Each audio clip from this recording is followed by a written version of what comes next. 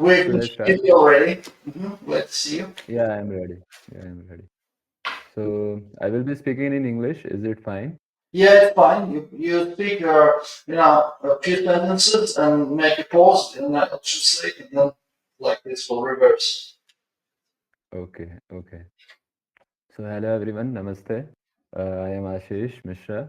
I'm from IIT Mandi. I'm currently pursuing my PhD in Indian Knowledge System Department here in IIT Mandi. I will be speaking on the interconnection between cultural values, particularly Asian cultural values, and the current need of environmental stability. So, Ашиш Мишра, я в Индийском технологическом институте обучаюсь аспирант и буду говорить на тему качественного анализа ценностей, способствующих устойчивому развитию в различных культурах мира. may I also want to first of all know that how much time do I have to speak on the matter? Can I know? You've got 20 minutes. 20 minutes. Thank you. Okay, so I will start with a brief overview of sustainable development overview, and we know it's a burning concern, particularly of United Nations also. Ну, я начну с обзора темы развития, этой темы устойчивого развития, ценности устойчивого развития. Эта тема, как вы знаете, она очень затрагивает, интересует многих, включая организацию ООН. I assume everyone here is aware of that our environment or ecological balance is in danger, and there is a dire need of conserving or environmental conservation is required by human society. Ну, я уверен, что все уже знают тему, что необходимо сохранять баланс природы и человеческого существования, и экологические ценности сегодня стали уже такой обязательной темой в наших дискуссиях. I would like to briefly introduce what is human values according to the famous psychologist Milton Rockich. According to him, human values are enduring belief and specific mode of conduct or end state of existence which are preferable to opposite ones. He proposed that value guide individual attitude, action, and judgments, influencing behavior and decision. Ну вот по мнению одного из ведущих психологов, ценности логические – это те, которые ведут, они управляют нашим поведением в долгосрочной перспективе. So he basically introduces two type of values: instrumental values and terminal values. Он выделяет два типа ценностей: инструментальный and eternal. Do you say eternal? Second. Instrumental. And the second type of values what? Terminal values. Бесконечные цели, то есть высокие цели, и инструментальные. So instrumental values are the values which are like means to achieve the goals, like honesty, truthfulness, courage. These are instrumental values, which is adored. Инструментальные – те ценности, которые помогают нам прийти к более высоким ценностям, более высокого порядка, таким как справедливость, честность. And terminal values are like the end result we seek, like peace, happiness, prosperity, power. Ну, как конечные ценности – это те, которых мы достигаем. Это как мир, сила, власть. Then I also want to convey that there is a strong correlation between human values and human behavior, what we value and how we behave. Ну и, несомненно, есть сильная связь между нашими ценностями и поведением. And this is substantiated by all the famous psychologists like Rockich, Albert Bandura, Lawrence Kohlberg, Shalom Schwartz, etc. И это в трудах подчеркивается следующих психологов, которые названы были. I have mentioned all this in my paper. Ну, подробно я это рассматриваю в своем докладе. So now let's start how the various cultures around the world see the environment or the concept of preservation of environment. Давайте посмотрим, как в различных культурных ценностях во всем мире And we экологическая тематика. and we are going to observe that almost all the native cultures around the world uh, give a very much stress or have good perspective on environmental conservation. Ну, практически везде в мире тема сохранения природы, она выделяется и развивается. Then the question arises, if everyone adores environment so much, then where the problem is? Why still we are not able to, or why the environment is still degrading? Ну, почему же тогда, несмотря на такую обсуждаемость все время этой темы, мы видим, что экологические реальные проблемы мира, они усугубляются. But let me first read out how there are some examples of this indigenous culture. So indigenous cultures like Native American, Aborigines of Australia, African tribes often emphasize on ecocentric worldview that sees humanity as an integral part of nature rather than just its conqueror. Особый интерес вызывают племенные культуры, где человечество, люди в целом, они являются частью мира и не над миром, а просто элементом этого мира выступают. These values support the preservation of ecosystem, biodiversity, and sustainable resource use. И такие ценности, естественно, содействуют сохранению биологического разнообразия и устойчивому развитию. For example, in Native American culture, there is a principle of seventh generation. Например, в традиционной культуре американских индейцев есть принцип самопроизводства. This suggests that decision which we are making today should be made considering what will be its impact in seventh generation, which will come in future. Это означает, что мы должны учитывать в процессе производства или выполнения действий сегодня, должны думать о том, какие результаты они принесут завтра и как это отразится. Similarly, the native Australians, which they call as Aborigines, but their wisdom says the caring for country in their local language, which integrates spiritual and physical care for the land they own. Но в культуре австралийских аборигенов там тоже есть представление о заботе о месте, где мы живем. Similarly, in various religion around the world, and we also see they emphasize very much on environmental stability, environmental conservation.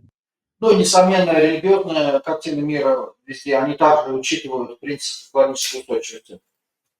Buddhism, for example, adores very much the value of ahimsa, the non-violence. Particularly, it basically started with this principle of ahimsa, the non-violence. Ну, особенно вот является принцип ненасилия. And that particularly was emphasizing on minimizing the harm for environment and animals. Или снижение вреда, который мы наносим природе и животным. Even Christianity and Islam, or the Abrahamic religion, also have the concept of khilafa or stewardship. Даже в христианстве и там, в авраамических других религиях там выделяется принцип защиты животных. That means they see humans as the caretaker of the environment, as in contrast to the owner of the environment or the land. Человек там They are just caretaker. как не собственник, а тот, кто оказывает покровительство животным, растениям. Similarly, in China, there are Confucian values, which advocates the harmony with nature as an extension of harmony with society. Также конституция человеческого общества, оно считается продолжением природной темы. There is a concept there is a concept of REN, which means benevolence, that extends to the environment, promoting balanced development that does not exploit nature. Там также есть понятие и блага, и заботы, и подобные вот экологические ценности. There is a confusion principle, Time Ren He E, unity of heaven and humanity, that Ну I и have just speak. иероглифы тоже, которые, в общем-то, в переводе означают, что единство человечества, природы и космоса. Let me see my time just. Yeah. Similarly, and even the modern secular values also adores or feels the need of conserving environment. Ну и в современных психологических практиках тоже тема баланса природного и человечества нашла свое отражение. We all know that United Nation Organization have defined sustainable development goals, and which is in this direction only. Мы знаем, что цели ООН, по крайней мере, они вот сформулированы в этом направлении. So now we see everyone is trying to or at least agrees on the topic that environment need to be conserved. Then where is the problem? Ну вот, описав все это, хочется сказать, ну, человечество такой багаж, да, такие знания с разных сторон. А в чем проблема-то? So what I think or what I have mentioned in the paper is that the problem arises or lies in our understanding of the values or the pursuits which we are chasing. Я думаю, что дело-то как раз в сознании вот этих ценностей и целей.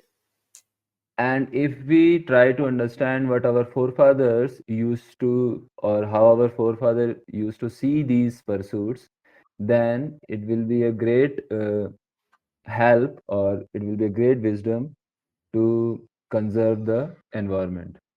То есть если бы люди попытались осознать вот эту мудрость и как бы действовали осознанно, то это и было бы таким продвижением по отношению к экологической устойчивости. For example, let's try to understand the word comfort as how our forefather used to see that or how these cultures used to see that. Например, возьмем современное слово комфорт и попытаемся его как бы сквозь тех понятий рассмотреть. So in my current presentation, I will only try to investigate these words from Vedic perspective or from Hinduism perspective, but these words should be seen from other indigenous cultures also. Ну, я вот рассмотрю с точки зрения ведической культуры, там, индийской традиционной, так вот это понятие современный, там, условно, комфорт, да, его можно и на другие тоже, сказать, набросить, это понятие, рассмотреть, как оно работает. So let's analyze the word comfort versus austerity. Например, сравним комфорт и его противоположность аскезу. So generally, these two words are seen as opposite to each other. Обычно их рассматривают как антагонистов. And we also see the most of the damage we are doing to the environment is for the pursuit of this value comfort only. Более того, большинство ущерба, которые наносит природа, оно как раз именно из-за того, что преследует комфорт. And when people are preached to have restraint or do austerity and that's how not do damage to the environment, they see it as some kind of forceful instruction on them, and it is seen as they are taking away their freedom. Более того, когда людям как бы продвигают тему аскетизма и необходимость ограничить свой комфорт, они так к этому относятся не очень доброжелательно и видят в этом какое-то как бы насилие над собой. But in Vedic culture, the word for austerity is tapasya or tap. Ну, в древнеиндийском аскеза это тапасия, тап.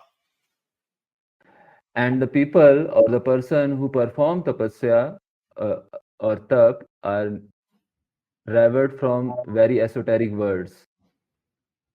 Ну и люди, которые практикуют тапасию, они ведут такую внутреннюю эзотерическую жизнь. The words like tapodhan or taponist or tapasvi. Ну, есть соответствующий такой вот репертуар древнеиндийских слов, там, например, тапован, место совершения, тапацви, тот, кто совершает аскезу, таподхана, результат аскезы. Please allow me to explain this word little bit. То есть достаточно большой категориальный аппарат работает, видно, что там большая практика, и поэтому сейчас поподробнее. So the word tapasya is defined as taking pains voluntary for spiritual growth. Ну, в частности, тапасия – это принятие буквально боли ради духовного блага. This is done by isolating the self from outer world or the sense objects. Стандартная практика тапасии – это самоограничение, отдаление себя от объектов чувств. By leaving the comforts as much as possible. И оставление вот этих комфортных условий как можно дальше от движения себя. And as I said, the people who perform tapasya are called as tapodhan. И те, кто практикует тапасию, таподхана, dhana, like well, таподхана. Tapodhan. So what does it? They are given the adjective tapodhan. What does it mean? It means कि oh great person, tapasya is your opulence. Да, и когда к нему обращаются, к таким людям, то он знает, о, таподхана, то есть тот, кто, чье богатство – это аскеза. Or taponish, the tapasya is your power. Или тапонишка, чья тапасия его силы, его вера. So we see the culture adores such person who is performing tapasya. То есть мы видим, как тщательно проработана вот эта культура аскеза. The culture also understands that tapasya is the prerequisite of a sustainable, comfortable life.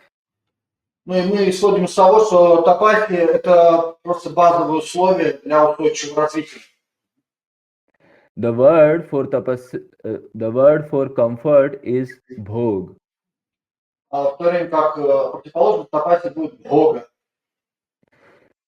The more one does the bhog, the more it anchors the diseases or uneasiness in body. Чем больше человек стремится к бхоге, к наслаждению, тем больше он... And the more one does tapasya, more he becomes qualified to enjoy the objects in a sustainable way. То есть, чем больше человек стремится к Боге, тем больше он привлекает страданий и разных неблагоприятных условий в своей жизни. Наоборот, тапасия – тот, кто привлекает в свою жизнь устойчивое развитие. But I also want to bring in this in the information of audience that tapasya in Indian culture is a core value. Тапасия в индийской традиции также имеет вторую еще ценность. 1 minute. What does it mean by core value? Что значит добавочная или сопровождающая ценность? So if you are pursuing any value which is need to be converted into some other value, Если есть какая-то, then it is not a core value. Которая не требует конвертации в другую, это и есть сопровождающая ценность, добавочная. For example, money, it has to be converted into something, then it will be called as value. Ну, например, деньги сами по себе, они должны быть обращены в что-то другое, поэтому они являются такой сопутствующей ценностью. But tapasya doesn't need to be converted into anything. Но тапасия не требует вот именно такого второго своего дополняющего, то, что нужно конвертировать во что-то еще. It is in itself is valuable. То есть она сама по себе ценность, самоценность. All right. Then let's understand the concept of aesthetics according to Sanatan Dharma. Ну, давайте разберем концепцию эстетики в соотношении с санатным дхармой. Please, 1 minute.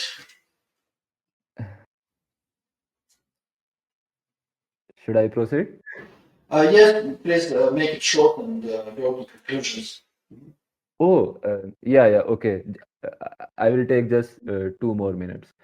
So, so aesthetics, according to Taittiriya Upanishad, is Satyam, Shivam, and Sundaram. Вот аскетик, собственно, перейдем от аскетики к эстетике. Сатьям, Shivam, Шивам, Shivam, Sundaram. троица, эстетическая уже, собственно, плоды аскезы, это сатьям, истина, это благо и красота. So it says that which is beautiful should be Satyam and Shivam also. То есть то, что красиво, сундаром, оно должно быть также истинно, сатьям, и также должно быть и благое, шивам. Satyam means truth and Shivam means auspicious. Я думаю. So it is very artificial to see beauty in isolation with Satyam and Shivam. То есть отделять красоту сундаром отдельно от сатьям и шивам, от блага и достоверности, правдивости, будет неестественно. The beauty is always seen in conjunction with Satyam and Shivam in the Indian culture. Вот в индийской культуре красота, она всегда сопутствует, или они вместе в связке с красота, благо и and what we see in the modern times is that in modern time we see particularly so many artists are due to the mass production of the beautiful things, people extract the beauty aspect of something and try to do the mass production of that particular useless thing. Но мы видим, что сегодня выделяют отдельно принцип красоты и пытаются на нем сделать массовое производство. If modern society can make sure that all the beautiful thing they are producing must be of some use also, then it will be great benefit for the environmental conservation. Но в то время как вот такой разрыв, он опасен, необходимо сближать красоту с благом и с истиной. Now I will discuss the concept of ideal person or gentleman according to Vedic culture. Ну, кто же такой будет мягкосердечный человек с точки зрения ведической культуры, кто такой джентльмен? The words like the most famous word for the ideal person is Arya. Благородный человек будет называться Ария. This word Arya has nothing to do with the word Hitler used to use for his propaganda. Здесь надо его исключить надо из лексикона Гитлера, который его в своей пропаганде использовал. The Sanskrit word Arya means the person who understands the value of life. Тот, кто понимает ценность жизни. The second word is Sajjan, which means one who is more closer to the truth. Это тот, кто стоит ближе к истине. Another word is Shishta, which means a learned and a cultured person. Он также образован и... Another word for a gentleman in Sanskrit is Bhadrajan, which means auspicious. Вот еще один термин – это Бхадрджан, тот, кто благой человек, благожелательный. One more word is Mahanubhav, is used for the person who has noble attributes. Mahabhav? Mahanubhav. Mahanubhav.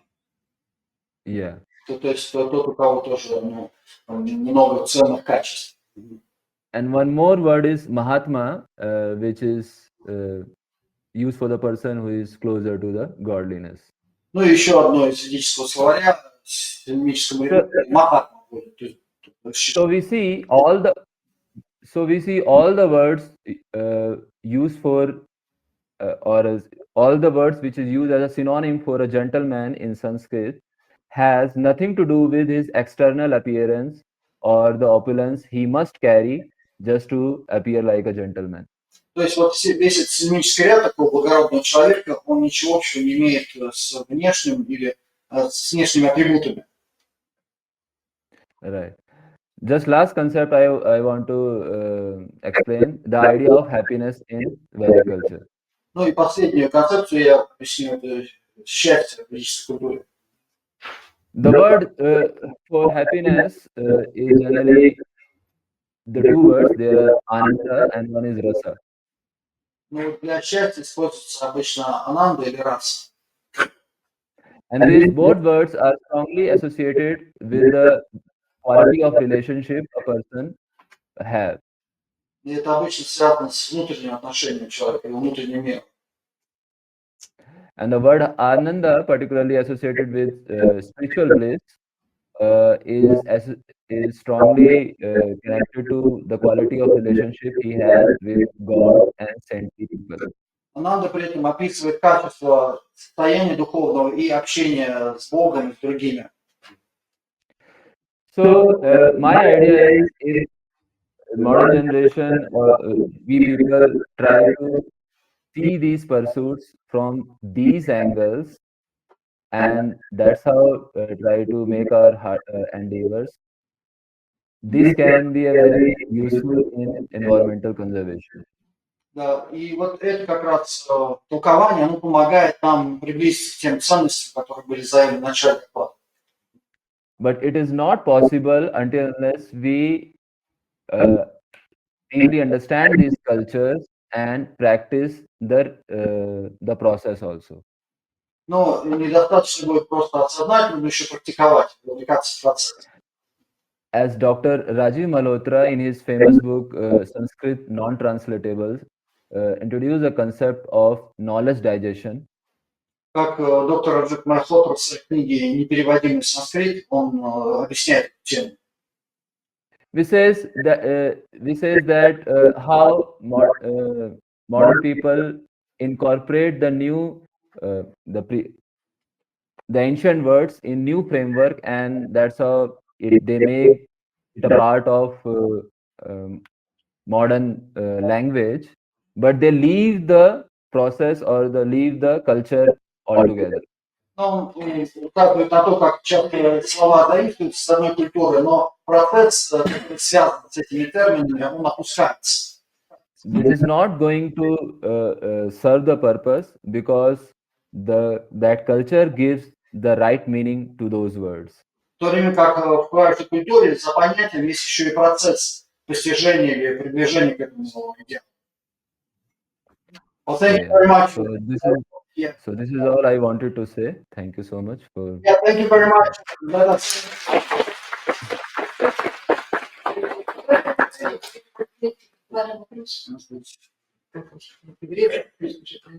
Yeah, well, thank you very much for the report. It was very, very full of Sanskrit, powerful meanings, and you made our conference very, very aesthetic and very meaningful. Thank you, Ashish. Unfortunately, we don't have time for the questions, so we'll proceed to the next speaker. We'll proceed to the next speaker. Thank you for the report. Thank you. Thank you. Thank you for the lunch. Yeah, it was very wonderful. Thank you.